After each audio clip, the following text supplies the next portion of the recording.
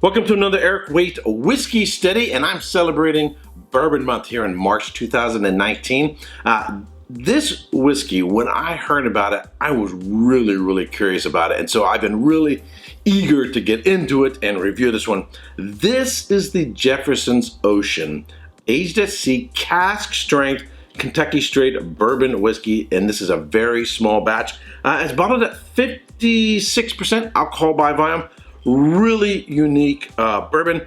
You know, Scotch lovers sometimes complain about bourbon that, you know, it's all pretty much the same, a lot of the same notes, a lot of the same characteristics because they don't use a lot of different casks. Well, a lot of bourbon producers are doing some experimentation, staying within the boundaries of traditional bourbon, but also doing different finishes such as maybe a sherry cask or a port cask, or in this case, one that's been spent a little bit of time after its initial on land aging set out to sea to give it some extra attributes. So really looking forward to this.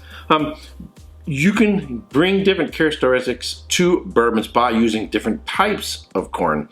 Obviously, different mash, whether you know how much corn you're going to use, how much rye, how much barley, or how much wheat. Where you place it in a rick house, whether you're going to do from a singular cask out of a middle of a rick house on the top, the bottom, or whether you're going to blend cask from the rick house, just whatever type of temperature variations you might have, the different levels of toast you can have in a barrel. So these are the variations that traditional bourbon producers have played around with to come up with different expressions. But this one is something a little bit different because it's been aged at sea. And before I get into this, here are my notes. Jefferson's Ocean Aged at Sea Bourbon began as a 4-year experiment that revealed that temperature fluctuations, salt, water, air exposure, and constant motion of the ship created a unique flavor profile for the bourbon. Jefferson's Bourbon co-founder, Trey Zoeller, aged 3 barrels of Jefferson's Bourbon on MV Ocean for 4 years while the crew traveled the Pacific Ocean, tagging sharks for research. While this process may be new to aging whiskey, it is actually the historical method for making Madeira fortified wine back in the 1500s, labeled as Vino de Roda, wines that have made a round trip. Following the success of the initial release, Jefferson's grew the Ocean product line beyond its humble 3-barrel beginnings. Now, Jefferson's commercialized the process by shipping hundreds of barrels around the world. For a typical barrel, Jefferson states that the barrel crosses the equator at least 4 times and visits over 30 ports on a voyage. With the increased volume, Jefferson's makes periodic releases of Ocean bourbon, and some bars and high-end liquor stores even carry single barrel selections, including some cask strength releases. In 2015, Jefferson's entered a deal with Kentucky artisan distillers, as well as sources its bourbon from different distillers. Some releases of Jefferson's Ocean include the Kentucky Straight Bourbon designation, while other releases include only the straight designation, no Kentucky reference. Alrighty, so I mentioned in the notes there a little bit that this concept of being influenced by spending some time on the sea is not completely new. Madeira has also influenced that way. The story behind Madeira is basically, you know, there was a time in which it was said that the sun never sets on the British Empire. They ruled the seas. They had colonies all over the globe. And the British were excellent merchants, and particularly of wine. But they weren't getting along with the French so much, so they had to go somewhere else to get their wine. So they went south. They went south to Spain, and they went south to Portugal to import their wine. This is why the British are really big on port wines, and British have a large influence and presence in Portugal in the port wine industry. So when they went south to get their wine, what could travel well in a wooden ship was fortified wines, higher alcohol, something that has been sort of strengthened by a little bit of brandy, some spirit to it. Well, the result of wines traveling from Madeira sort of a tropical climate. You making its way up to England was, it had this sort of sloshing about. It had some intense exposure to heat, and then it picked up some briny notes from the ocean.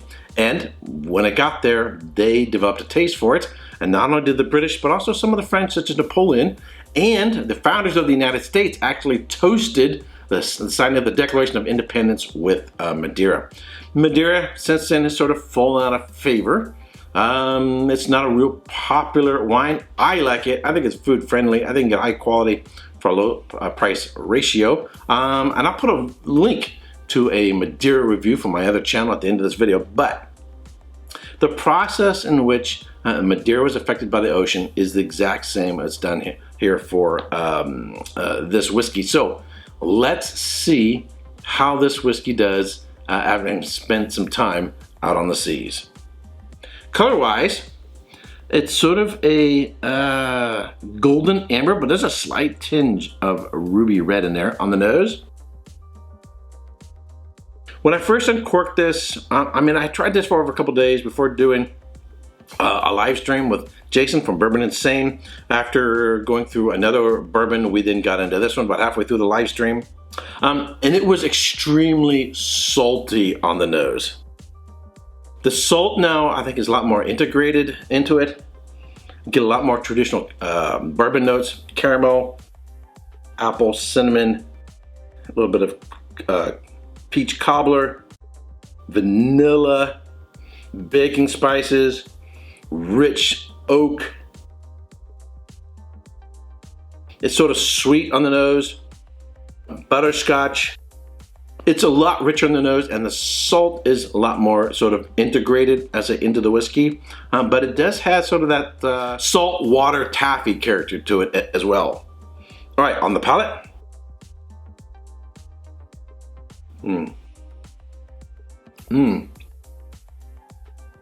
One more.